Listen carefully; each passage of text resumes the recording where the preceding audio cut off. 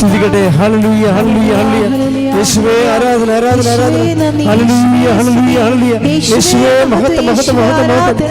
Hallelujah ഹല്ലേലൂയ ഹല്ലേലൂയ. യേശുവേ ആരാധന ആരാധന ആരാധന. പരിശുദ്ധ പരമദിവ്യകാരുണ്യത്തിന് എന്നേരും ആരാധനയും സ്തുതിയും പുകഴ്ചയും ഉണ്ടായിരിക്കട്ടെ. ഒരു വ്യക്തി ഉയർന്നാൽ എന്തോരം ഉയരാം. ഒരു വ്യക്തിയുടെ മനസ്സിലെ ഉയർച്ചയ്ക്ക് വേണ്ടി കുറിക്കേണ്ട അളവ് ഏതാണ്? അത് യേശുവാണ്. അതാണ് അത്യധികം ഉയർത്തിയെന്ന് പറയുന്നത്. ഒന്ന് പ്രാർത്ഥിച്ച്, കർത്താവേ പലതരത്തില് ഉയരണമെന്ന് എനിക്ക് ആഗ്രഹമുണ്ട്. പണം നേടി ഉയരാൻ എനിക്ക് ആഗ്രഹമുണ്ട്. വിദ്യാഭ്യാസം നേടി ഉയരാൻ എനിക്ക് ആഗ്രഹമുണ്ട്. എന്നാൽ ഏറ്റവും വലിയ ഉയർച്ച എത്ര ഉയർന്നാലും ഏറ്റവും വലിയ ഉയർച്ച യേശുവിലേക്കുള്ള ഉയർച്ചയാണെന്ന് എന്നെ തിരിച്ചറിയിച്ച ദൈവമേ, ഞാൻ അങ്ങയെ സ്തുതിക്കുന്നു, ആരാധിക്കുന്നു, അങ്ങേക്ക് നന്ദി പറയുന്നു. സ്തുതിക്കട്ടെ. ഹല്ലേലൂയ ഹല്ലേലൂയ ഹല്ലേലൂയ. യേശുവേ നന്ദി. ഹല്ലേലൂയ ഹല്ലേലൂയ ഹല്ലേലൂയ.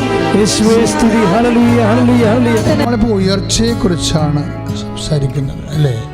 എല്ലാവരും ദൈവതിരുസന്നിധിയിൽ വരുന്നതും ഉടമ്പടി ചെയ്യണത് പോലും എന്തിനു വേണ്ടിയാണ്? ഉയർച്ചയ്ക്ക് വേണ്ടിയാണ്. അങ്ങനെ ചെയ്യേണ്ടതെന്നല്ല അതിൻ്റെ അർത്ഥം. പക്ഷെ നിങ്ങൾ അടയാളപ്പെടുത്തുന്ന ഉയർച്ചയില്ലേ, അതിനേക്കാൾ വലിയ ഉയർച്ച യേശുവിൽ സ്വപ്നം കാണണം.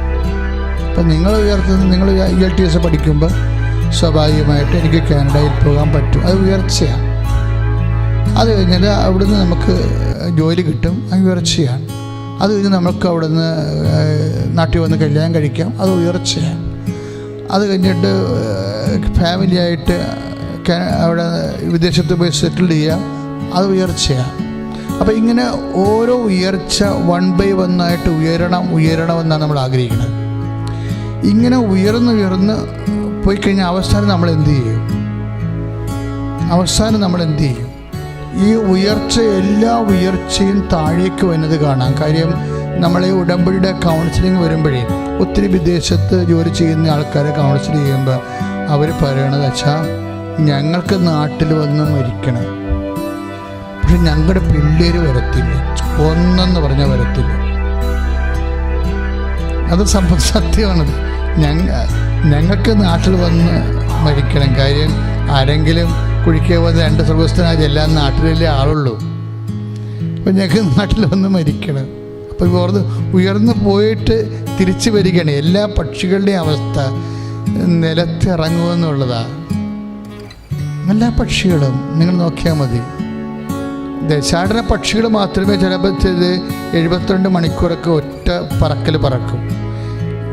ഒറ്റ പറക്കൽ സൈബീരിയ എന്ന് പറഞ്ഞിട്ട് കുമരകത്ത് വന്ന് ലാൻഡ് ചെയ്യുന്ന പക്ഷികളും അവസാനം ലാൻഡ് ചെയ്യുമെന്ന് നിങ്ങൾ മനസ്സിലാക്കണം. മനസ്സിലായില്ലേ? അതായത് സൈബീരിയയിൽ നിന്ന് മഞ്ഞ് കൂടുമ്പോൾ അവിടെ നിന്ന് രക്ഷപ്പെടാൻ വേണ്ടി അവർ ദേശാടനം ചെയ്യും.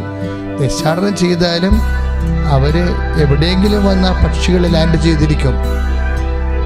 അതാണ് എത്ര ഈ ഭൂമിയിലൊരു മനുഷ്യൻ എത്ര ഉയർന്നാലും അവസാനം ലാൻഡ് ചെയ്യും, താഴെ വരും. താഴെ വരാത്ത ഒരു ഉയർച്ചയാണ് യേശുവിലുള്ള ഉയർച്ച. കാര്യം അത് നിത്യത വരെയാണ് ഉയർന്നു പോകുന്നത്. മറ്റു ഉയർച്ചകളൊന്നും വേണ്ടെന്നല്ല, പക്ഷെ മറ്റു ഉയർച്ചകളുടെ നിന്നോന്നതങ്ങളെ നമ്മളെ ബാധിക്കാതിരിക്കാൻ യേശുവാകുന്ന ആത്യന്തിക ഉയർച്ചയെ നമ്മൾ അവലംബിക്കേണ്ടി വരും. ശ്രുതികട്ടെ. ഹല്ലേലൂയ. യേശുവേ സ്തോത്രം. ഹല്ലേലൂയ. യേശുവേ നന്ദി. ഹല്ലേലൂയ ഹല്ലേലൂയ ഹല്ലേലൂയ ഹല്ലേലൂയ. യേശുവേ നന്ദി. ഹല്ലേലൂയ ഹല്ലേലൂയ ഹല്ലേലൂയ ഹല്ലേലൂയ ഹല്ലേലൂയ ഹല്ലേലൂയ. ഭക്തിക്ക് വേണ്ടി പ്രാർത്ഥിക്കുക. കർത്താവായ ദൈവമേ, ഞങ്ങൾക്ക് വേണ്ടി ക്രൂശിക്കപ്പെട്ടവനെ, ഞങ്ങൾക്ക് വേണ്ടി തിരുവിലാവിൽ മുറിവേറ്റവനെ, ഞങ്ങൾക്ക് വേണ്ടി മുൾക്കിരീടം ചൂടിയവനെ, നിന്റെ വിനയത്താൽ, നിന്റെ സമർപ്പണത്താൽ, നിന്റെ പിതാവ് പ്രസാദിച്ച് നിന്നെ അത്യധികം ഉയർത്തി, എല്ലാത്തിനും ഉപരി ഉയർത്തി, എല്ലാ നാമങ്ങളെക്കാൾ ഉയർത്തി എല്ലാ നാമങ്ങളെക്കാളും ഉയർത്തി. ആകയാൽ ഞങ്ങൾ എല്ലാ മാലാഖമാരോടും ചേർന്ന് യേശുവേ അങ്ങേ കർത്താവായി അംഗീകരിച്ചുകൊണ്ട് ഞങ്ങളുടെ ആത്മാവ് കൊണ്ട് ശരീരം കൊണ്ട് മനസ്സുകൊണ്ട് ആരാധിക്കുന്നു. ഹല്ലേലൂയ ഹല്ലേലൂയ ഹല്ലേലൂയ. യേശുവേ ആരാധന ആരാധന ആരാധന. ഹല്ലേലൂയ ഹല്ലേലൂയ ഹല്ലേലൂയ ഹല്ലേലൂയ. യേശുവേ മഹത്വം മഹത്വം മഹത്വം. ഹല്ലേലൂയ ഹല്ലേലൂയ ഹല്ലേലൂയ. ആരാധന ആരാധന ആരാധന ആരാധന ആരാധന ആരാധന ആരാധന ആരാധന. ഈ കർത്താവിനെ ആരാധിച്ചാണ് നമ്മൾ ഉയർച്ച പ്രാപിക്കുന്നത്. വലിയ ഉയർച്ച ലക്ഷ്യം കണ്ടാൽ പിന്നെ താഴെയുള്ള ഉയർച്ചയ്ക്ക് വേണ്ടി പ്രത്യേകം പരിശ്രമിക്കേണ്ടി വരത്തില്ല. മിച്ചം പറഞ്ഞ മനസ്സിലായില്ലേ? വലിയ ഉയർച്ച യേശുവാണ്. ആ വലിയ ഉയർച്ചയെ ലക്ഷ്യം കണ്ടാൽ പിന്നെ നമ്മുടെ ജോലി, വീട്, വിവാഹം എല്ലാം ഓട്ടോമാറ്റിക്കായിട്ട് സംഭവിക്കുന്ന കാര്യങ്ങളാണ്. വലിയ ഉയർച്ച സ്വപ്നം കണ്ട് വലിയ ഉയർച്ച അടിസ്ഥാനപ്പെടുത്തി കഴിഞ്ഞാൽ അതിനുവേണ്ടി പരിശ്രമിക്കുമ്പോൾ ചെറിയ ഉയർച്ചകൾ വന്നു ചേരുന്നതാണ്. അതുകൊണ്ടാണ് കർത്താവ് പറയണത്, ആദ്യം നിങ്ങൾ ദൈവരാജ്യം അതിന് നീതി അന്വേഷിക്കണം, ബാക്കിയുള്ളത് ചേർത്ത് നൽകപ്പെടും. Praise the Lord. അപ്പോൾ 6:33 മത്തായി ശ്രീകാരുടെ സുവിശേഷം ഇതാണ്. വലിയ ഉയർച്ച സ്വപ്നം കണ്ട് അതിന് ഓട്ടോമാറ്റിക്കായിട്ട് നിങ്ങളുടെ ജോലി, വീട്, വിവാഹം, ചെറിയ ഉയർച്ചകളെല്ലാം ആ പാക്കേജിൽ ഉൾച്ചേർന്നിരിക്കുന്നതാണ്. നമ്മൾക്ക് വരുന്ന ഒരു ചെറിയ ആധ്യാത്മിക പിശക്, നമ്മൾ ചെറിയ ഉയർച്ച മാത്രം ലക്ഷ്യം വെക്കുന്നു എന്നുള്ളതാണ്. അത് കിട്ടാതെ വരുമ്പോൾ കൊളാപ്സായി പോകും. കാര്യം എന്താണ്? നമുക്ക് വലിയ ഉയർച്ച എത്തിപ്പിടിക്കാനുള്ള ശേഷിയുണ്ട്, ശേഷിയുണ്ട്. അതിന് നിങ്ങളെ പരിശുദ്ധാത്മാവ് സഹായിക്കും. അതിന് നിങ്ങളെ പരിശുദ്ധാമ്മ സഹായിക്കും. പ്രാർത്ഥിക്കുക. കർത്താവേ, വലിയ ഉയർച്ചയായ അങ്ങയെ എത്തിപ്പിടിക്കുവാൻ വേണ്ടി ഞങ്ങൾക്ക് പരിശുദ്ധാമ്മയുടെയും പരിശുദ്ധാത്മാവിന്റെയും പ്രത്യേക മാധ്യസ്ഥവും പരിശുദ്ധാത്മാവിന്റെ സഹായവും നൽകി. ഓ ദൈവമേ, ഇപ്പോൾ ആശീർവദിക്കണമേ, ഇപ്പോൾ അഭിഷേകം ചെയ്യണമേ. ഹല്ലേലൂയ ഹല്ലേലൂയ ഹല്ലേലൂയ ഹല്ലേലൂയ ഹല്ലേലൂയ ഹല്ലേലൂയ ഹല്ലേലൂയ ഹല്ലേലൂയ ഹല്ലേലൂയ. യേശുവേ ആരാധന ആരാധന ആരാധന. ഹല്ലേലൂയ ഹല്ലേലൂയ ഹല്ലേലൂയ ഹല്ലേലൂയ. പരിശുദ്ധാത്മാവേ പരിശുദ്ധാത്മാവേ, വരദാനത്തിൻ അഭിഷേകം കൊണ്ടെന്നെ നിറയ്ക്കണമേ. പരിശുദ്ധാത്മാവേ പരിശുദ്ധാത്മാവേ, ലോകത്തിന്മേൽ വിജയം നേടാൻ ധീരതയേകണമേ. പരിശുദ്ധാത്മാവേ പരിശുദ്ധാത്മാവേ, വരദാനത്തിൻ അഭിഷേകം കൊണ്ടെന്നെ നിറയ്ക്കണമേ. പരിശുദ്ധാത്മാവേ പരിശുദ്ധാത്മാവേ, ലോകത്തിന്മേൽ വിജയം നേടാൻ ധീരതയേകണമേ. ജലപ്പുറത്തിൽ ചലിച്ചു നിന്നൊരു പരിശുദ്ധാത്മാവേ, ജനകോടികളിൽ ജ്വലിച്ചു നിന്നു പരിശുദ്ധാത്മാവേ. ജലപ്പരപ്പിൽ ചലിച്ചു നിന്നു പരിശുദ്ധാത്മാവേ, ജനകോടികളിൽ ജ്വലിച്ചു നിന്നു പരിശുദ്ധാത്മാവേ. പരിശുദ്ധാത്മാവേ പരിശുദ്ധാത്മാവേ, വരദാനത്തിൻ അഭിഷേകം കൊണ്ടെന്നെ നിറയ്ക്കണമേ. പരിശുദ്ധാത്മാവേ പരിശുദ്ധാത്മാവേ, ലോകത്തിന്മേൽ വിജയം നേടാൻ ധീരതയേകണമേ. പരിശുദ്ധ പരമദിവ്യകാരുണ്യത്തിന് ആരാധനയും സ്തുതിയും പുകഴ്ചയും ഉണ്ടാകട്ടെ. ഒരു മനുഷ്യന് എത്തിച്ചേരാൻ സാധിക്കുന്ന, സങ്കല്പിക്കാൻ കഴിയുന്ന ഏറ്റവും വലിയ ഉയരമാണ് യേശു കർത്താവിൻ്റെ ഉയരം. അതാണ്. അതിനാൽ ദൈവം അവനെ അത്യധികം ഉയർത്തി. എല്ലാ നാമങ്ങളെക്കാൾ ഉന്നതമായ നാമം അവിടത്തേക്ക് നൽകി. അപ്പോൾ ഉയർത്തുക, ഉന്നതമാവുക. അതുകൊണ്ടാണ് നമ്മൾ ആ വലിയ ഉയർച്ചയെയും ഉന്നത സ്ഥാനത്തെയും നമ്മൾ അവലംബിക്കുന്നത്. എന്തിനാണ്? അതിനുവേണ്ടി പരിശ്രമിച്ച് കഴിയുമ്പോൾ അതിൻ്റെ ഉള്ളിലുള്ളതാണ് ചെറിയ ഉയർച്ചകളെല്ലാം. എല്ലാ ചെറിയ ഉയർച്ച നീ ആഗ്രഹിക്കുന്നതെല്ലാം അതിന് താഴെയുള്ളതാണ്. അത് യേശുവിനെ സ്വീകരിക്കുമ്പോൾ അതിൻ്റെ കൂടെ നമുക്ക് ഓട്ടോമാറ്റിക്കായിട്ട് ലഭിക്കേണ്ടതാണ്. പക്ഷേ അപ്പോഴും നമ്മൾ പ്രധാനപ്പെട്ട ചിന്തിക്കണം, നിൻ്റെ ജോലി അല്ല വലുത്, അതിനേക്കാൾ വലുതാണ് യേശു. നിൻ്റെ കടങ്ങൾ പരിഹരിക്കുന്ന അല്ല വലുത്, അതിനേക്കാൾ വലുതാണ് യേശു. നിൻ്റെ കടങ്ങൾ പരിഹരിക്കുന്നതിനേക്കാൾ വലുതാണ് യേശുവെന്ന് പരിശുദ്ധാത്മാവ് നിനക്ക് തോന്നിച്ചു കഴിഞ്ഞാൽ കൃപാസനത്തിൻ്റെ ഈ മണ്ണിൽ വെച്ച് നിൻ്റെ കടം എഴുതി തള്ളപ്പെടും. പറഞ്ഞ മനസ്സിലായി? നീ സാമ്പത്തിക കടമുള്ള ആളാണ്, പക്ഷെ നിൻ്റെ കടങ്ങൾ പരിഹരിക്കുന്നതിനേക്കാൾ വലിയ കാര്യമാണ് യേശുവിനെ നേടുന്നതെന്ന് പരിശുദ്ധാത്മാവ് ഇപ്പോൾ നിന്നെ തോന്നിച്ചു കഴിഞ്ഞാൽ ഈ മണ്ണിൽ വെച്ച് ദൈവം നിൻ്റെ കടമ റൈറ്റ് ഓഫ് ചെയ്ത് കളയും. നിനക്ക് ഇപ്പോൾ ക്യാൻസർ രോഗമാണ്, നിൻ്റെ രോഗം സുഖപ്പെടുന്നതിനേക്കാൾ വലിയ കാര്യമാണ് യേശുവെന്ന് ഇപ്പോൾ നീ ചിന്തിച്ചാൽ ഈ മണ്ണിൽ വെച്ച് നീ സുഖപ്പെട്ടിരിക്കും. ശ്രുതികട ഹല്ലേലൂയ, യേശുവേ സ്തോത്രം, ഹല്ലേലൂയ, ഹല്ലേലൂയ, ഹല്ലേലൂയ, ഹല്ലേലൂയ, ഹല്ലേലൂയ, ഹല്ലേലൂയ, ഹല്ലേലൂയ, യേശുവേ സ്തുതി, ഹല്ലേലൂയ, ഹല്ലേലൂയ, ഹല്ലേലൂയ, ഹല്ലേലൂയ, ഹല്ലേലൂയ, ഹല്ലേലൂയ, ഹല്ലേലൂയ. പരിശുദ്ധ പരമദിവ്യകാരുണ്യത്തിന് ആരാധനയും സ്തുതിയും പുകഴ്ചയും ഉണ്ടാകട്ടെ. അപ്പൊ യേശു കർത്താവാണെന്ന് പറയുമ്പോഴേ അവൻ ഒരു ഏറ്റെടുപ്പുകാരനാണെന്നാണ് എൻ്റെ അർത്ഥം. എന്തിൻ്റെ ഏറ്റെടുപ്പ്? നീ എൻ്റെ വേദന എന്തായിരിക്കുന്നുവോ, ഏതവസ്ഥയിലായിരിക്കുന്നുവോ, അത് എല്ലാം ഏറ്റെടുക്കാൻ വേണ്ടിയാണ് അവൻ മനുഷ്യാവതാരം ചെയ്തത്.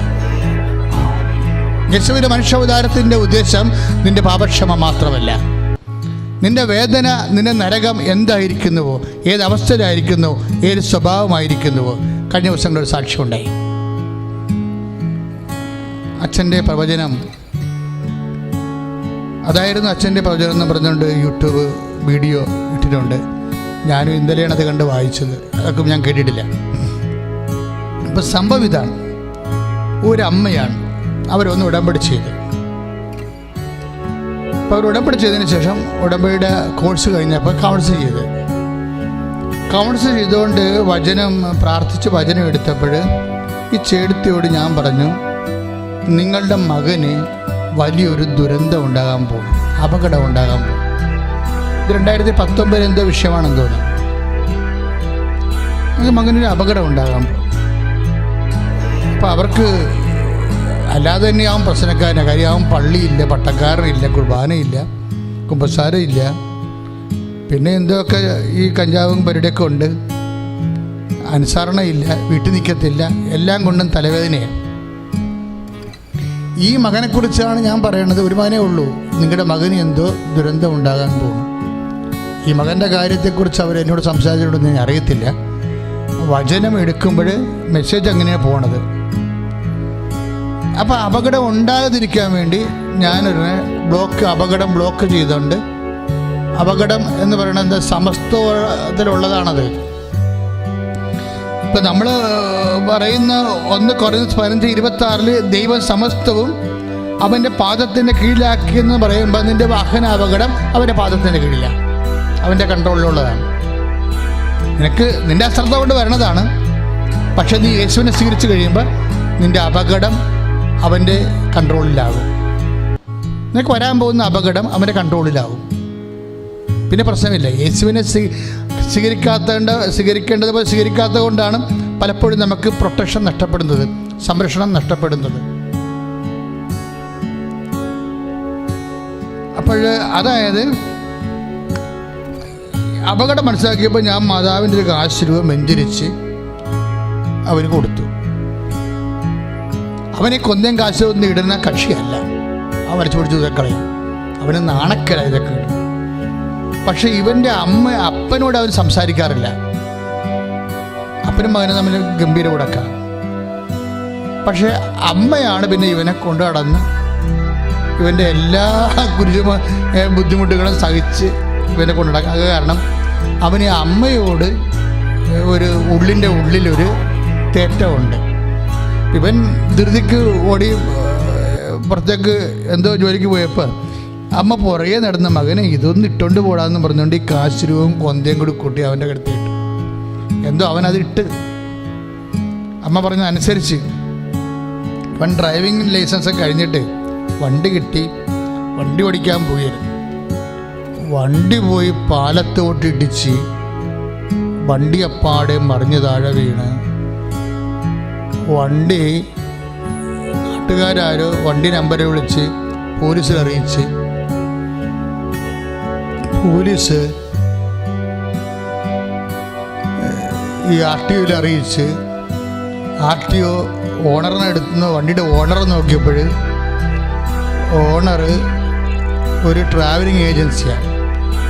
RTO ട്രാവലിംഗ് ഏജൻസി വിളിച്ച് പറഞ്ഞു നിങ്ങളുടെ വണ്ടി ഇന്ന പാലത്തിൻ്റെ അടി തകർന്ന് കിടപ്പുണ്ടെന്ന് പറഞ്ഞു. അതുകൊണ്ട് അവർ വന്ന് ഉടനെ ഇവർ വന്ന് നോക്കിയപ്പോൾ ഈ മകനെ കാണാനില്ല. ഇതിൻ്റെ അകത്ത് വണ്ടി ഓടിച്ച ഡ്രൈവറിനെ കാണാനില്ല. JCB വന്ന് ഫയർ എഞ്ചിൻ വന്നു. ഇതൊക്കെ പൊക്കി നോക്കിയിട്ട് ഡ്രൈവറെ കാണാനില്ല. അപ്പോൾ ഉടനെ ഇവർ അമ്മേനെ വിളിച്ചു. ട്രാവൽ ഏജൻസി നിങ്ങളുടെ മകൻ ഓടിച്ചിരുന്ന വണ്ടിയാണ്, വണ്ടി അപകടപ്പെട്ടു, വണ്ടി കണ്ട് ഇപ്പോൾ ധരിപ്പണമായി, പക്ഷെ നിങ്ങളുടെ മകനെ കണ്ടിട്ടില്ലെന്ന് പറഞ്ഞു. അരമണിക്കൂർ കഴിഞ്ഞപ്പോൾ മകൻ വന്ന് അവരുടെ മുമ്പിൽ നിൽക്കണം. എന്നുവെച്ചാൽ ഇവൻ തെറിച്ചു പോകാൻ വരെ ചെയ്തു ഇതിൻ്റെ അകത്തുനിന്ന്. ഇതെന്താ പ്രശ്നം എന്ന് വെച്ച് കഴിഞ്ഞാൽ ഞാൻ പറഞ്ഞു വരുന്നത് സമസ്തവും ദൈവം അവൻ്റെ പാദത്തിൻ്റെ കീഴിലാക്കണമെന്ന് പറയുമ്പോഴേ അതിൽ ഇത് മുൻകൂട്ടി ഈ അമ്മയുടെ വിശ്വാസം കൊണ്ടാണ് മുൻകൂട്ടി അറിയാൻ പറ്റണത്. ഈ അമ്മയ്ക്ക് പോലും ആ വീട്ടിൽ വിശ്വാസമില്ലെന്നുണ്ടെങ്കിൽ ഈ മകൻ ചത്തത് തന്നെ. നമ്മൾ ഒരു യേശു കർത്താവാണെന്ന് പറയുമ്പോൾ നിൻ്റെ ഭൂതത്തിൻ്റെ വർത്തമാനത്തിൻ്റെ മാത്രമല്ല നിൻ്റെ ഭാവിയുടെയും കർത്താവാണ്. നിൻ്റെ ഭാവിയുടെയും കർത്താവാണ്. നിനക്ക് നാളെ എന്ത് സംഭവിക്കും എന്നുള്ളത് യേശുവിനറിയാം.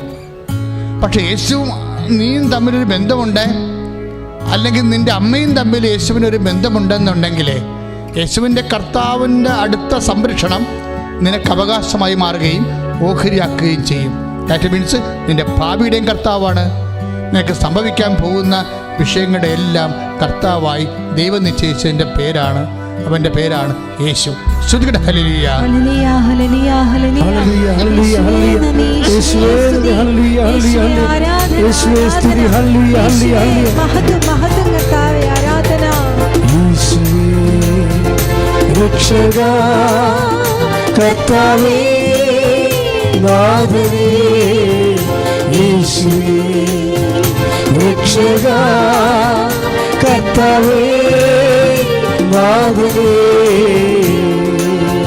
പരിശുദ്ധ പരമദിവ്യകാരുണ്യത്തിന് എന്നേരും ആരാധനയും സ്തുതിയും പുകഴ്ചയും ഉണ്ടായിരിക്കട്ടെ. അപ്പൊ യേശുവിനെ സ്വീകരിക്കുമ്പോൾ സമഗ്രമായിട്ട് സ്വീകരിക്കണം. അതാണ് വിഷയം. യേശുവിനെ സ്വീകരിക്കുമ്പോൾ നിന്റെ കല്യാണം ഒത്തുവരാത്തത് കൊണ്ട് നിന്റെ അനുരൂപനായ ജീവിത പങ്കാളിയെ കിട്ടാൻ വേണ്ടി ആ ഒരു മിനിമം പ്രോഗ്രാമായിട്ട് യേശുവിനെ ഒതുക്കരുതെന്നാണ് ഞാൻ പറഞ്ഞതിൻ്റെ അർത്ഥം. നിനക്ക് വീടില്ല, നിന്റെ ലോൺ പാസ്സായില്ല, ആ ഒരു വിഷയത്തിന് മാത്രം യേശുവിനെ ഒതുക്കും. അപ്പോൾ എന്താ പ്രശ്നം വെച്ച് കഴിഞ്ഞാൽ പലർക്കും സംഭവിക്കുന്ന ഒരു ദുരന്തമാണത്. എന്താണ്? പ്രശ്നാധിഷ്ഠിതമായിട്ട് യേശുവിനെ സ്വീകരിക്കും, ആ പ്രശ്നം കഴിയുമ്പോൾ യേശുവിനെ ഉപേക്ഷിക്കും. ഇവിടെയാണ് കുഴപ്പം സംഭവിച്ചിരിക്കുന്നത് എല്ലാവർക്കും. നിങ്ങൾ കൈ ഉയർത്തുമ്പോൾ കർത്താവിനറിയാം ഇതൊരു പർട്ടിക്കുലർ സബ്ജക്റ്റിന് വേണ്ടിയുള്ള കയ്യാങ്കളികളാണ്. അത് നേടിക്കഴിഞ്ഞാൽ പിന്നെ നിങ്ങളുടെ പൊടി പോലും കാണത്തില്ലെന്ന്. പിന്നെ യേശു കർത്താവല്ല. പ്രശ്നങ്ങൾ ഉള്ള സമയത്ത് അത് നേടുന്ന കാലവും യേശു കർത്താവാണ്. പിന്നെ വേറെ ആരെങ്കിലും ആയിരിക്കും കർത്താവ്. നിങ്ങളുടെ ലിഷർ ടൈമിൽ ആരാണ് നിങ്ങളുടെ കർത്താവ്? നിങ്ങളുടെ പ്രശ്നമില്ലാത്ത കാലത്ത് ആരാണ് നിങ്ങളുടെ കർത്താവ്? അതാണ് ചോദ്യം. നിങ്ങൾക്ക് പ്രശ്നങ്ങളില്ലാത്ത കാലത്ത് ആരാണ് നിങ്ങളുടെ കർത്താവ്? പക്ഷെ ചിലപ്പോൾ നിങ്ങൾ തന്നെയായിരിക്കും നിങ്ങളുടെ കർത്താവ്. നിങ്ങളുടെ എസ്റ്റീം, നിങ്ങളുടെ പേര്, നിങ്ങളുടെ പെരുമ. ഒരു വീട്ടിലെ ഞായറാഴ്ച കുർബാനയുടെ സമയത്ത് നിൻ്റെ ഫ്രണ്ട് വരുന്നു, നിൻ്റെ അളിയൻ വരുന്നു, ആരെങ്കിലും വരുന്നു, ഗസ്റ്റ് വരുന്നു, അയാൾ പറഞ്ഞു ഇന്ന സ്ഥലത്ത് ഇന്ന സമയത്ത് പോയാൽ ഇന്ന ഇന്ന നേട്ടങ്ങൾ ഉണ്ടാകുമെന്ന് പറയുമ്പോൾ നീ ഞായറാഴ്ച കുർബാന മുടക്കി അവൻ്റെ പുറകെ പോകും. അപ്പോൾ ആരായിരിക്കും കർത്താവ്? ആ വന്നവനാണ് കർത്താവ്. അബോധലങ്ങളിലെല്ലാം യേശു കർത്താവാകണം. അല്ലെങ്കിൽ പ്രശ്നാധിഷ്ഠിതമായിട്ടുള്ള ഒരു സിമ്പിൾ സൊല്യൂഷനാണ് യേശു. കംപ്ലീറ്റ് സൊല്യൂഷനാണ് യേശു എന്നാണ് നിൻ്റെ ജീവിതത്തിൻ്റെ കംപ്ലീറ്റ് സൊല്യൂഷൻ ആകണത്, അപ്പോഴാണ് യേശു കർത്താവാകണത്. ഒന്നിനും കംപ്ലീറ്റ് സൊല്യൂഷൻ ഇല്ല. നമ്മൾ നേടുന്ന പ്രതാപങ്ങൾക്ക്, പണത്തിന്, പേരിന് ഒന്നും കംപ്ലീറ്റ് സൊല്യൂഷൻ ഇല്ല. ഞാൻ ഈ ദിവസങ്ങളിൽ ഒരു ന്യൂസ് പോർട്ടൽ വായിച്ചു. ന്യൂസ് പോർട്ടൽ അത് നമ്മുടെ ഫിലിസ്റ്റാറിനെ കുറിച്ചുള്ള ന്യൂസ് പോർട്ടലാണ്. മോഹൻലാലിനെ കുറിച്ചും മമ്മൂട്ടിയെക്കുറിച്ചുള്ളൊരു ന്യൂസ് പോർട്ടലാണ്. ഇത് പ്രശ്നത്തിലേ ഉള്ളൂ, ഇദ്ദേഹം ഈ മോഹൻലാൽ ഒരു യാത്രക്കാരനാണ്, യാത്ര പ്രിയമുള്ള ആളാണ്. അയാൾ യാത്ര ചെയ്ത് പോകും. ഫിലിമില്ലാത്ത സമയത്തെല്ലാം അയാൾ യാത്ര ചെയ്യും. നല്ല കാര്യമാണത്, സഫാരി. അപ്പോൾ യാത്ര ചെയ്ത് ഈ മനുഷ്യൻ ഭൂട്ടാനിൽ പോകും. ഭൂട്ടാനിൽ പോകുമ്പോൾ ഒരു തിരക്കഥാകൃത്ത് കൂടെ ഉണ്ടാവും. ഈ തിരക്കഥാകൃത്തും ഈ ഫിലിസ്റ്റാറും കൂടിയാണ് ഭൂട്ടാനിൽ പോകണമെന്ന് വെച്ചാൽ ഒരു ബുദ്ധക്ഷേത്രത്തിൽ പോണതാണ്. ഒരു ബുദ്ധക്ഷേത്രത്തിൽ ആൾക്കാരെല്ലാം പോകുന്ന ഒരു തീർത്ഥാടന കേന്ദ്രമാണ് ബുദ്ധക്ഷേത്രം. ഇപ്പം ഭൂട്ടാനൊക്കെ നിങ്ങൾക്കറിയാമല്ലോ, ഹിമാലയത്തിൻ്റെ ഭാഗമാണ്. ഇപ്പോൾ നമ്മൾ മലയാറ്റൂരും ശബരിമലയൊക്കെ പോകണമെങ്കിൽ വടി കുത്തി പിടിച്ചേ പോകാൻ പറ്റത്തുള്ളൂ.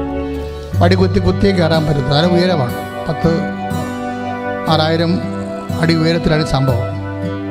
എന്നാലും ജനങ്ങൾ പോണതാണ്. ഇങ്ങനെ പോകുന്ന സമയത്ത് ഒരു മധ്യപ്രദേശുകാരൻ, മോഹൻലാൽ കാവ്യ വേഷത്തിലും കുറേ തലയിലൊക്കെ കെട്ടിയാണ് പോണത്. എന്നാലും ഈ മധ്യപ്രദേശുകാരന് ഇയാളെ മനസ്സിലാവും. ഇയാളെ എപ്പോഴും കണ്ടുപരിചയം. അയാൾ ഇങ്ങനെയൊക്കെ കുറച്ചുകൂടി മുമ്പോട്ട് കയറി നടക്കുക. അയാൾ ധൃതിക്ക് പോവുകയാണ് മലമുകളിലേക്ക്, ബുദ്ധക്ഷേത്രത്തിൽ. അപ്പോൾ തിരിഞ്ഞ് ഈ മോഹൻലാലിനെ നോക്കുമ്പോൾ ഉടനെ പറയും, യുവർ ആക്ടർ മമ്മൂട്ടി എന്ന് ഈ എന്നോട് ചോദിക്കും. യുവർ ആക്ടർ മമ്മൂട്ടി എന്ന് ഈ മധ്യപ്രദേശുകാരൻ ചോദിക്കും. അപ്പോൾ മോഹൻലാൽ പറയും ഓക്കെ യെസ് എന്ന് പറയും. അപ്പോൾ ഉടനെ തിരക്കത്താകത്ത് മോഹൻലാലിൻ്റെ മുഖത്തോട്ട് നോക്കും. ഇതിൻ്റെ പരിപാടി മധ്യപ്രദേശുകാരൻ മുമ്പോട്ട് പോയിട്ട് പിന്നെ കുറച്ച് കഴിയുമ്പോൾ എന്തോ കുഴപ്പം സംഭവിച്ചതെന്ന് പറഞ്ഞ് അയാൾ തിരിച്ചു വരും. തിരിച്ചു വന്നിട്ട് വീണ്ടും മോഹൻലാൽ ചോദിക്കും, യുവർ ആക്ടർ മോഹൻലാൽ. അപ്പോഴും യെസ് അപ്പോഴും യെസ് എന്ന് പറയും. എന്നിട്ട് അയാൾ പോകും. അപ്പോഴും ഈ തിരക്കഥാകൃത്ത് മോഹൻലാലിനോട് അയാൾ പോയി കഴിഞ്ഞ് ചോദിക്കുമ്പോൾ തിരക്കഥാകൃത്ത് ചോദിക്കുമ്പോൾ, നിങ്ങളെന്താ ഇങ്ങനെ സംസാരിക്കുന്നത്? മമ്മൂട്ടിയാണെന്ന് ചോദിച്ചപ്പോൾ മമ്മൂട്ടിയാണെന്ന് പറഞ്ഞു. ഇപ്പോൾ മോഹൻലാലാണെന്ന് ചോദിച്ചപ്പോൾ മോഹൻലാലാണെന്ന് പറഞ്ഞു. ഇതെന്ത് ഇങ്ങനെ ഉത്തരം പറഞ്ഞു എന്ന് ചോദിച്ചപ്പോൾ മോഹൻലാൽ ഒരു മറുപടി പറയും, ഈ അജ്ഞാതമായ ലോകത്ത് ആരായിട്ട് എന്ത് കാര്യം? എനിക്ക് ഭയങ്കര ഇഷ്ടപ്പെട്ടു പോയി. ഞാൻ സാധാരണ ഇവരെ ഫോളോ ചെയ്യാത്ത ആളാണ്. പോർട്ടലായതുകൊണ്ട് ഇതിൻ്റെ ഒരു ആധ്യാത്മികമായ ഒരു അംശമുണ്ട് ഇതിനകത്ത്. എന്താണ് ഉത്തരം കണ്ടില്ലേ? ഈ അജ്ഞാതമായ ഈ ലോകത്ത് ആരായിട്ട് എന്ത് കാര്യം? ഇപ്പം ഈ മനുഷ്യൻ കുറച്ച് പത്മഭൂഷണാണ്. എന്താ സംഭവം? പത്മഭൂഷണാണ്. പിന്നെ എന്താ? കേരളമാണ്. കേരളത്തിലൊരു ഫിലിം സ്റ്റാറിന് എത്തിപ്പെടാവുന്ന ഏറ്റവും നല്ല മേഖലയിലാണ്, ഏറ്റവും ഉന്നതത്തിലാണ്. ഈ ഉന്നതത്തിൽ നിന്നുകൊണ്ടാണ് ഈ മനുഷ്യനിങ്ങനെ പറയണത്. എന്താണ്? ഈ അജ്ഞാതമായ ലോകത്ത് ആരായിട്ട് എന്ത് കാര്യമെന്ന് എന്നുവെച്ചാൽ ഇതൊക്കെ തന്നെ അറിയണ ഒരു ജനക്കൂട്ടത്തിൻ്റെ മുമ്പിൽ മാത്രമേ നമ്മുടെ ജീവിതത്തിന് അർത്ഥമുള്ളൂ. പറഞ്ഞ മനസ്സിലായില്ലേ? നമ്മൾ അറിയണ ഒരു ജനക്കൂട്ടത്തിൻ്റെ മുമ്പിലേ മാത്രമേ നമ്മുടെ ജീവിതത്തിന് അർത്ഥമുള്ളൂ. അല്ലെങ്കിൽ ഒരർത്ഥവുമില്ല. നമ്മൾ ആരായിട്ട് ഒരു കാര്യമില്ല. സത്യമാണത്. നമ്മൾ അറിയണ ഒരു ജനക്കൂട്ടം വിട്ടുപോയാൽ നമ്മൾ ആരുമല്ല. ആരായിട്ട് എന്ത് കാര്യം? നമ്മൾ അറിയണ ഒരു ജനക്കൂട്ടം വിട്ടുപോയാൽ നമ്മൾ ആരാണ്? ആരുമല്ല. ആരായിട്ടൊരു കാര്യമില്ല. അപ്പം നമ്മളിൽ നേടിയതും നമ്മളായിരിക്കണതും നമ്മുടെ ഔന്നത്യവും നമ്മുടെ ബഹുമതിയും ഒക്കെ ഒരു നിരർത്ഥകമാണ്. ഞാൻ എന്താ ഇങ്ങനെ പറയണമെന്നറിയാവോ? അതായത് ഈ ജനക്കൂട്ടം തന്നെ എത്ര കാലം നമ്മുടെ കൂടെ ഉണ്ടാകും? ഇല്ല, ഉണ്ടാകത്തില്ല. ആ പ്രിയ വാര്യരെന്ന് പറഞ്ഞൊരു കുട്ടിക്ക് എത്രയോ റേറ്റിംഗ് വന്നതാണ്. ഇപ്പം റേറ്റ് താഴെ പോയി. ജനക്കൂട്ടം ഉണ്ടാക്കുന്ന റേറ്റിൻ്റെ അവസ്ഥ കണ്ടില്ലേ? എന്ത് റേറ്റ്? 10-30 ലക്ഷം റേറ്റിംഗ് വന്നതാണ്. നേരെ താഴെ പോയി. ഇതുപോലെ ഓരോ സോഷ്യൽ മീഡിയയിലെല്ലാം റേറ്റിംഗ് അല്ലേ? ഇന്ന് റേറ്റിംഗ് ഉള്ളവന് നാളെ റേറ്റിംഗ് ഇല്ല. എന്താ? ജനക്കൂട്ടം വന്നതുപോലെ പോകും. കുമാരനാശാൻ പറഞ്ഞതുപോലെ വരും. ഓരോ ദശ വന്നതുപോലെ പോകും. മനുഷ്യന് എന്താ കുഴപ്പം? മനുഷ്യൻ ദൈവത്തെ വിട്ടിട്ട് ഈ പണം, പ്രതാപം ഇതിനെ അങ്ങ് മനസ്സർപ്പിച്ച് ഇത് ഓട്ടോമാറ്റിക്കായിട്ട് കർത്താവായിട്ട് മാറും. യേശു കർത്താവായണമെന്ന് പറയുമ്പോഴേ ഞാൻ സബ്ജക്റ്റിൽ നിന്ന് പോയിട്ടൊന്നുമില്ലേ, നിങ്ങൾക്ക് തോന്നരുത് ഞാൻ സിനിമ കഥ പറയണമെന്ന്. അതായത് കർത്താവ് ചേഞ്ച് ചെയ്യും ചില സമയത്ത്. ഈ ലോകം തരുന്ന കർത്താക്കന്മാർ ജനക്കൂട്ടത്തിൻ്റെ സ്വാധീനമായാലും ശരി, പണമായാലും പ്രതാപമായാലും നമുക്കുണ്ടാകുന്ന ഔന്നത്യമായാലും ശരി, ഈ വന്നതുപോലെ ഈ സ്തംഭം അങ്ങോട്ട് പോകും. പക്ഷേ പ്രശ്നങ്ങൾ വരുമ്പോൾ മാത്രം ദൈവത്തെ കർത്താവായിട്ട് സ്വീകരിക്കുകയും അല്ലാത്തപ്പോൾ കർത്താവായിട്ട് ഇതുപോലെ നിരർത്ഥകമായിട്ടുള്ള വിഷയങ്ങൾക്ക് നമ്മൾ പ്രാധാന്യം കൊടുത്താൽ ഒരിക്കലും യേശുവിനെ കർത്താവായി നമ്മൾ സ്വീകരിക്കുന്നില്ല, റിജക്റ്റ് ചെയ്യപ്പെടുന്നു. അപ്പോൾ യേശുവിനെ കർത്താവായി സ്വീകരിക്കുന്നവൻ ഏത് കാലാവസ്ഥയിലും യേശുവിനെ മാത്രമേ സ്വീകരിക്കാൻ നമ്മുടെ മനസ്സ് ഒരുക്കമുള്ളവരായിരിക്കണം.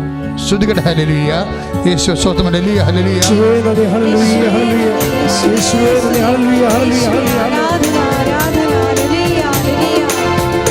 യേശുവേ രക്ഷകാ കർത്താവേ നാഥനേ, യേശുവേ രക്ഷകാ കർത്താവേ നാഥനേ.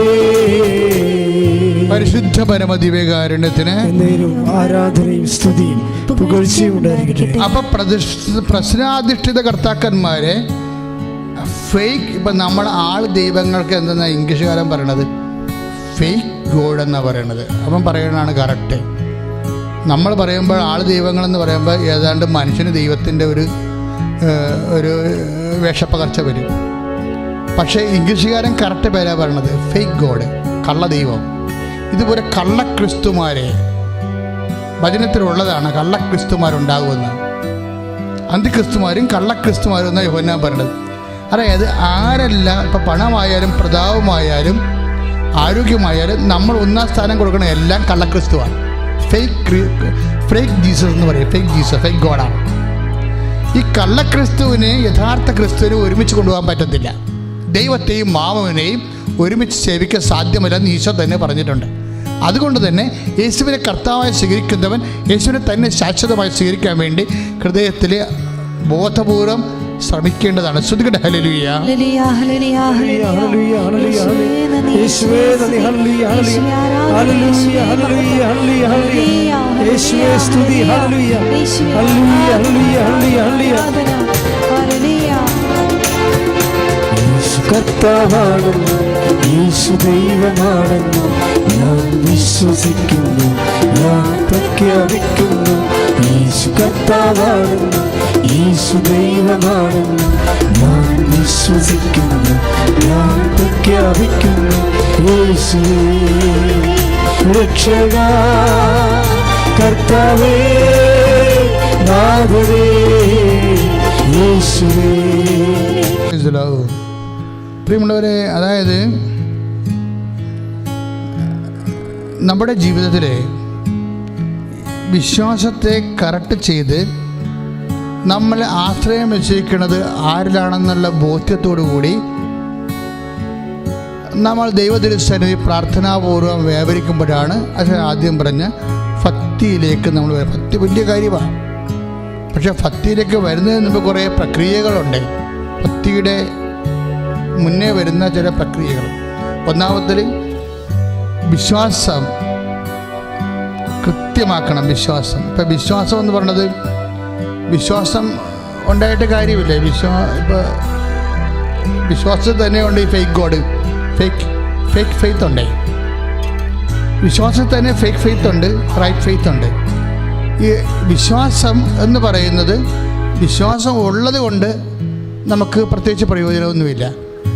കാരണമാണ് പൗലോസ് പറയും, ആരിലാണ് ഞാൻ ആശ്രയം വെച്ചതെന്ന് എനിക്കറിയാവുന്ന.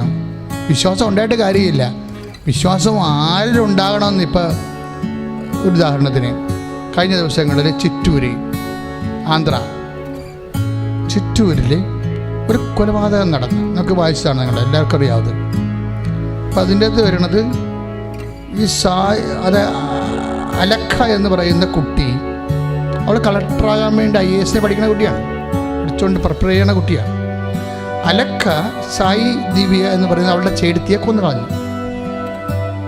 പുരുഷോത്തമൻ നായിഡു എന്ന് പറയുന്ന അപ്പനെ അറസ്റ്റ് ചെയ്ത് അവർ ചോദിക്കുമ്പോൾ പറയണത് ഒരു വിശ്വാസമാണ്. എന്താ വിശ്വാസം? ഞായറാഴ്ച കൊണ്ട് കലിയുഗം അവസാനിക്കുന്നു, തിങ്കളാഴ്ച മുതൽ സദ്യുഗം വരികയാണ്. അപ്പോൾ കലിയുഗത്തിന് മുമ്പ് മരിച്ച ആൾക്കാർ സദ്യുഗം വരുമ്പോൾ ഉയർത്തെഴുന്നേറ്റ് വരും. അതൊരു വിശ്വാസമാണ്, അലക്കാടെ വിശ്വാസമാണ്. അപ്പം ഈ വിദ്യാഭ്യാസവും വിശ്വാസവും തമ്മിൽ ബന്ധമില്ലെന്ന് മനസ്സിലായില്ലേ? അതെന്തിനാ? IAS ഒരുങ്ങണ കുട്ടിയാണത്, സ്മാർട്ട് ലേഡിയാണ്. പക്ഷെ അവൾ ഈ വിശ്വാസം തിളക്കി കയറിയിട്ട് ആരെ കൊന്ന് അവളുടെ ചേട്ടത്തിനെ കൊന്നു കളഞ്ഞു. അവളുടെ അമ്മ അത് അംഗീകരിക്കുന്നു എന്നാണ് സത്യം. അമ്മ ഉദ്യോഗസ്ഥയാണ്, പ്രൈവറ്റ് കമ്പനിയിലാണ് ഉദ്യോഗസ്ഥ. അപ്പനും അംഗീകരിക്കുന്നുണ്ട് ആ സംഭവം. അപ്പം അതൊരു വിശ്വാസമാണ്. ഇതുപോലെയുള്ള കുറേ വിശ്വാസങ്ങൾ ലോകത്തുണ്ടാവും. അപ്പം അതുകൊണ്ടാണ് നമ്മൾ യേശുവിലുള്ള വിശ്വാസത്തിന് സത്യവിശ്വാസം എന്ന് പറയാൻ കാരണം. ഈശോ തന്നെ ലോകത്തിൽ ഐ ആം ദ ട്രൂത്ത്. ഇപ്പം 14:6 എന്താ പറയണത്? ഐ ആം ദ ട്രൂത്ത് എന്ന് പറഞ്ഞിട്ട് എന്താ? ഞാൻ വഴിയും സത്യവും ജീവനുമാകുന്നു.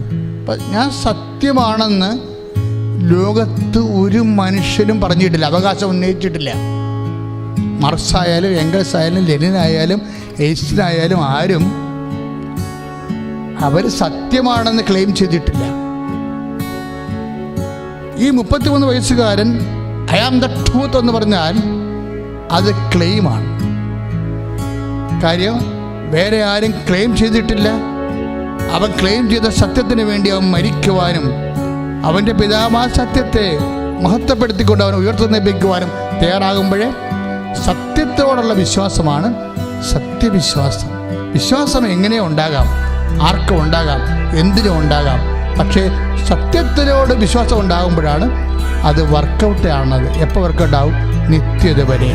ഹല്ലേലൂയ, യേശുവേ ഹല്ലേലൂയ, ഹല്ലേലൂയ, യേശുവേ നന്ദി, ഹല്ലേലൂയ, ഹല്ലേലൂയ, ഹല്ലേലൂയ, ഹല്ലേലൂയ, ഹല്ലേലൂയ, ഹല്ലേലൂയ, യേശുവേ സ്തുതി, ഹല്ലേലൂയ, ഹല്ലേലൂയ. നിനക്ക് യേശുവിലെ സത്യത്തോട് വിശ്വാസം തോന്നിയാൽ പിന്നെ നിനക്കൊന്നും പ്രതിബന്ധം ഉണ്ടാകത്തില്ല. നിനക്ക് കടമുണ്ടാകാം, രോഗമുണ്ടാകാം, നീ വല്ല സങ്കടപ്പെട്ട ഒരു അവസ്ഥയിലായിരിക്കും ചിലപ്പോൾ ഇവിടെ ഇരിക്കുന്നത്. പക്ഷേ നിനക്ക് യേശുവിനോട് സത്യത്തോട് വിശ്വാസം തോന്നിയാൽ പിന്നെ നിനക്കൊന്നും പ്രതിബന്ധം ഉണ്ടാകത്തില്ല. എന്താ കാര്യം? നമ്മൾ വിശുദ്ധ ലൂക്കായുടെ സുവിശേഷമില്ലേ? വിശുദ്ധ ലൂക്കായുടെ സുവിശേഷം 5:19. അവിടെ ഒരു തളർവാദ രോഗിയെ എല്ലാവരും കൂടി കൊണ്ടുവരുന്നതാണ്. ഒരു തളർവാദ രോഗിയെ യേശുവിൻ്റെ അടുത്ത് കൊണ്ടുവരും. പക്ഷേ എന്താണ്? യേശുവിൻ്റെ അടുത്ത് എത്താൻ പറ്റത്തില്ല. അപ്പം എന്തുകൊണ്ട് അവരെന്ത് ചെയ്യും? യേശുവിൻ്റെ അടുത്ത് എത്താൻ പറ്റാത്തപ്പോൾ എന്ത് ചെയ്യും? അവർ മേൽക്കൂര പൊളിച്ചോ ഓടിളക്കിയോ അവർ തളർവാദ രോഗിയെ കട്ടിലോടുകൂടെ യേശുവിൻ്റെ അടുത്ത് എത്തിക്കും. അപ്പോൾ യേശു എന്നാ പറയണത്? അവരുടെ വിശ്വാസം കണ്ട്. 5:20 എന്താ പറയണത്? ലൂക്കാ സുവിശേഷം. അവരുടെ വിശ്വാസം കണ്ട്. ആരുടെ വിശ്വാസം? ഈ രോഗിയെ കൊണ്ടുവന്ന ആൾക്കാരുടെ വിശ്വാസം. രോഗിക്ക് വിശ്വാസം ഉണ്ടാകണമെന്ന് ഒരു നിർബന്ധമില്ല, കൊണ്ടുവന്ന ആൾക്കാർക്ക് ഉണ്ടായാൽ മതി. അവരുടെ വിശ്വാസം കണ്ട് അവൻ ആ തളർവാദ രോഗിയോട് പറഞ്ഞു, നിന്റെ പാപങ്ങൾ ക്ഷമിക്കപ്പെട്ടിരിക്കുന്നു. അപ്പോൾ ഒരു ചോദ്യം വന്നത്, എന്തുകൊണ്ടാണ് ഇവർക്ക് നേരിട്ട് യേശുവിൻ്റെ അടുത്ത് കൊണ്ടുവരാൻ പറ്റാഞ്ഞത്? ജനക്കൂട്ടം നിമിത്തമെത്തായിരിക്കണം. ജനക്കൂട്ടം നിമിത്തം ആ പ്രശ്നം. ജനക്കൂട്ടം നിമിത്തമാണ് യേശുവിൻ്റെ അടുത്ത് ഈ രോഗിനെ എത്തിക്കാൻ ആ കൊണ്ടുവന്ന ആൾക്കാർക്ക് പറ്റാതിരുന്നത്. ജനക്കൂട്ടം എപ്പോഴും പ്രശ്നമാണ്. നമുക്ക് യേശുവിനെ അനുഭവിക്കുന്നതിന് തടസ്സമായിട്ട് ജനക്കൂട്ടം വരും. എന്താണ്? അവരെന്ത് വിചാരിക്കും? നിങ്ങൾ കൃപാസനത്തിൽ എവിടെ പോകണം? ആരും മിണ്ടത്തില്ല. ചില ആൾക്കാർ സ്വന്തം പള്ളിയിൽ പോകത്തില്ല, കൃപാസനത്തിൽ വരും. സ്വന്തം പള്ളിയിൽ പോകത്തില്ല. ഇനി കൃപാസനത്തിൽ വരുമ്പോൾ തന്നെയും എന്താ നോക്കണത്? അങ്ങോട്ട് ഇങ്ങോട്ട് നോക്കും, നാട്ടുകാരുടെ ഉള്ളിൽ ഉണ്ടാന്ന് നോക്കും. ജനക്കൂട്ടം ദൈവത്തെ അവർ വിളിക്കണതും ദൈവത്തെ ആശ്രയിക്കുന്നതും ജനക്കൂട്ടം കാണുമ്പോൾ അവരെന്തോർക്കുമെന്ന് തോന്നും. അവിശ്വാസികളാണ് ശരിക്കും.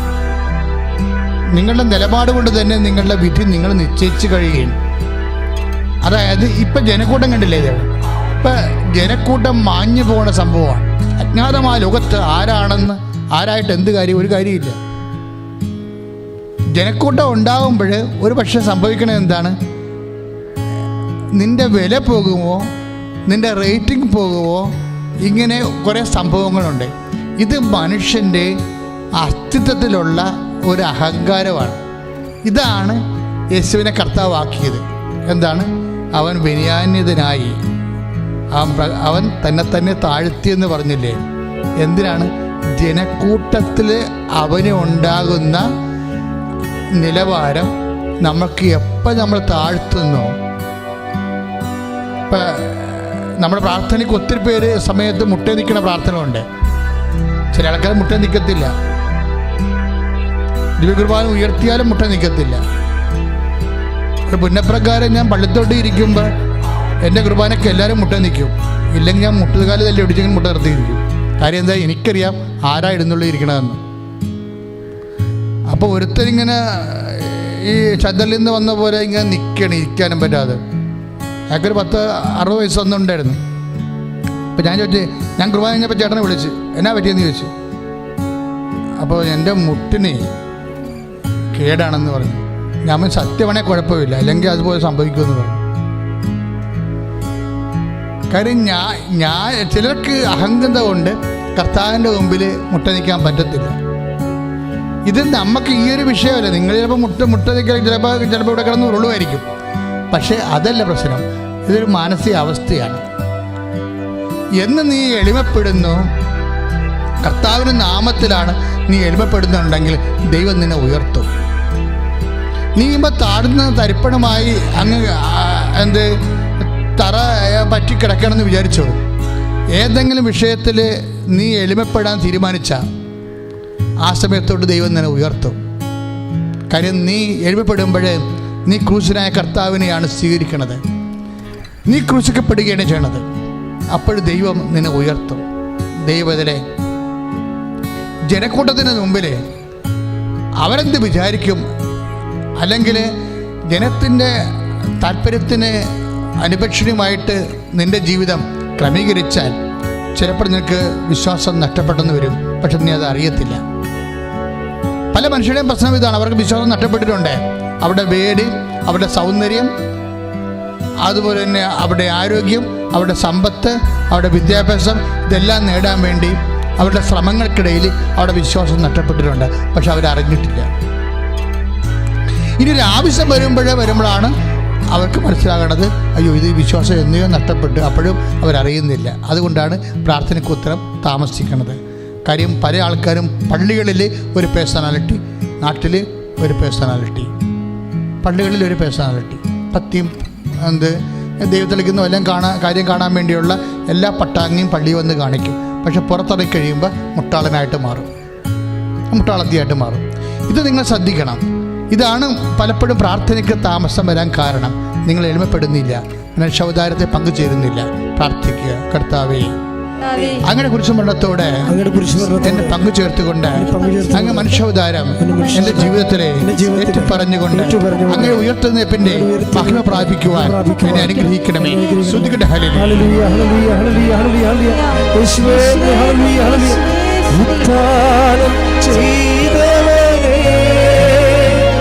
ഞങ്ങൾ ആരാധിക്കുന്നു,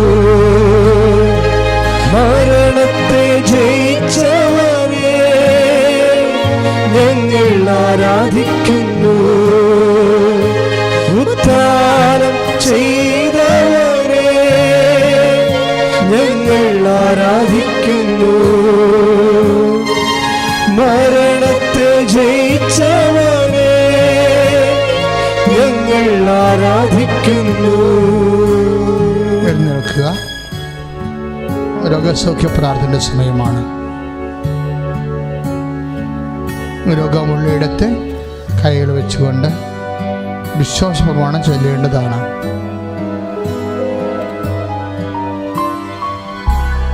വിവാഹ തടസ്സമുള്ളവർ കഴുത്തിലും പുരുഷന്മാരാണെങ്കിൽ മോതിരമിടുന്ന കയ്യിലും സമർപ്പിച്ചുകൊണ്ടാണ്. വിവാഹ തടസ്സമുള്ള സ്ത്രീകൾ കഴുത്തിൽ കൈവെക്കണം. വിവാഹ തടസ്സമുള്ള പുരുഷന്മാർ മോതിര വിരലിൽ കൈവെക്കണം. അതാണ് വിശ്വാസപ്രമാണം ചൊല്ലേണ്ടത്. മക്കളില്ലാത്തൊരു അടിവയറ്റിൽ കൈവച്ച് വിശ്വാസപ്രമാണം ചൊല്ലണം. ശ്വാസകോശ രോഗികൾ നെഞ്ചിൽ കൈവച്ച് പ്രാർത്ഥിക്കണം. കർത്താവ് നിന്നെ ഇപ്പോൾ സുഖപ്പെടുത്തുകയും നിന്റെ തടസ്സങ്ങൾ മാറ്റുകയും യേശു കർത്താവാണെന്ന് നീ അറിയുകയും ചെയ്യും. ശരീരം മുഴുവനും വേദനയുള്ളവർ തലയിലാണ് കൈവെക്കേണ്ടത്. കടൽ രോഗികൾ നെഞ്ഞിൻ്റെ താഴെ,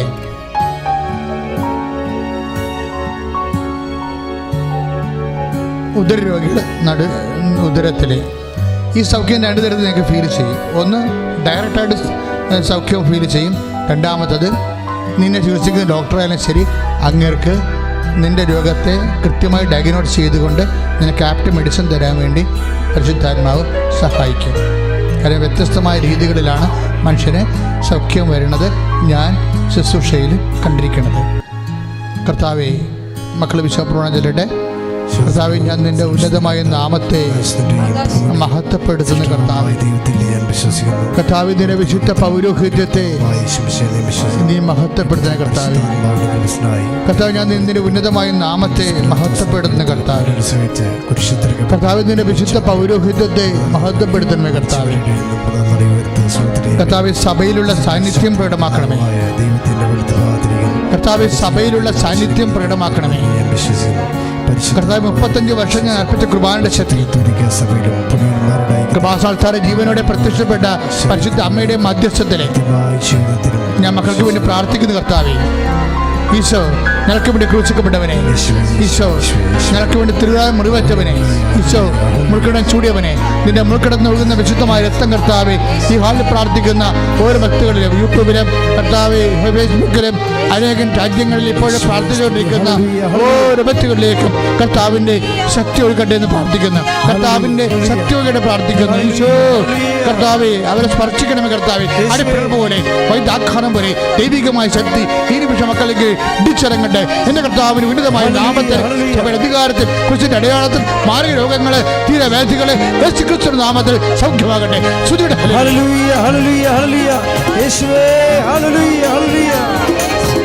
നിങ്ങൾക്കുള്ള വിഷമതകളെല്ലാം നിങ്ങൾ ഈ സമയത്ത് ഓർത്ത് പരിശുദ്ധ അമ്മ വഴി ഈശോയ്ക്ക് സമർപ്പിക്കേണ്ടതാണ്. വിശ്വാസമാണ് അറിയാവുന്നത് ചൊല്ലിക്കൊണ്ടിരിക്കുക, അല്ലാത്ത സ്തുതിച്ചുകൊണ്ടിരിക്കട്ടെ. യേശുവിന്റെ ഉന്നതമായ നാമത്തിന് സ്തോത്രം ചെയ്യുന്ന കർത്താവേ. ടിവിയിലെ കർത്താവ് പ്രോഗ്രാം കാണുന്ന മക്കളെ നീ ആശീർവദിക്കണമേ കർത്താവേ. മൊബൈലിൽ കർത്താവ് ഈ പ്രോഗ്രാം കൊടുക്കുന്ന മക്കളെ ഇപ്പോൾ നീ സ്പർശിക്കണമേ കർത്താവേ. ഇപ്പോഴീ ധ്യാനഗ്രന്ഥത്തിന് പ്രാർത്ഥിച്ചു കൊടുക്കുന്ന ഓരോ മക്കളെയും കർത്താവെ അവരെ സ്പർശിക്കണേ പ്രാർത്ഥിക്കുന്നു. എൻ്റെ കർത്താവിൻ്റെ വലിയ ശക്തി മക്കളിലേക്ക് ആവശ്യിക്കട്ടെ. കർത്താവെ, ഒന്നും അസാധ്യമില്ലാത്തവനെ ഈശോ എല്ലാം സാധ്യമാവനെ. ഈശോ എല്ലാത്തിനും കർത്താവ് ഒന്ന് കുറഞ്ഞ 26 പ്രാർത്ഥിക്കുന്നു. ദൈവം സമസ്തവും അവൻ്റെ പാദത്തിൻ്റെ കീഴിലാക്കിയിരിക്കുന്നു. കർത്താവ് എല്ലാം കർത്താവ് മക്കൾ അനുഭവിക്കുന്ന, മനുഷ്യരനുഭവിക്കുന്ന മുഴുവൻ ക്ലേശങ്ങളും, വ്യത്യസ്തമായ രംഗങ്ങളിൽ മനുഷ്യരനുഭവിക്കുന്ന മുഴുവൻ ക്ലേശങ്ങളുടെ മേലെ കർത്താവിന് തീരുമാനം ഉണ്ടാകട്ടെ. കർത്താവിൻ്റെ നാമം അവർ വിടുതൽ പ്രാപിച്ചുകൊണ്ട് നാമം മഹത്വപ്പെടുത്തിക്കൊണ്ട് കർത്താവ് ആശ്വാസത്തിൻ്റെ, സമാധാനത്തിൻ്റെ, സൗഖ്യത്തിൻ്റെ ജീവിതം നമ്മുടെ മധ്യസ്ഥത്തിൽ യേശുക്രിസ്തുവിന്റെ നാമത്തിൽ നിങ്ങൾ ലഭിക്കട്ടെ.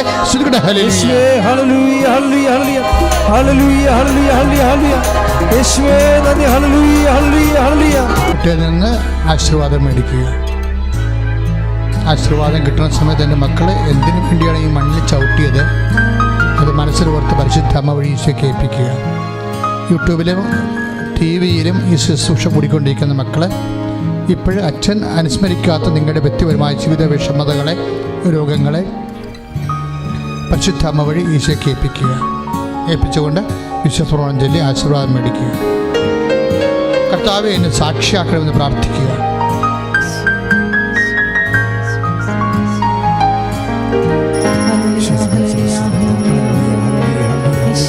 യേശുവേ ഹല്ലേലൂയ ഹല്ലേലൂയ ഹല്ലേലൂയ ഹല്ലേലൂയ ഹല്ലേലൂയ. യേശുവേ സ്തുതി. ഹല്ലേലൂയ ഹല്ലേലൂയ. ആരാധന. ഹല്ലേലൂയ ഹല്ലേലൂയ ഹല്ലേലൂയ. ആരാധന ആരാധന.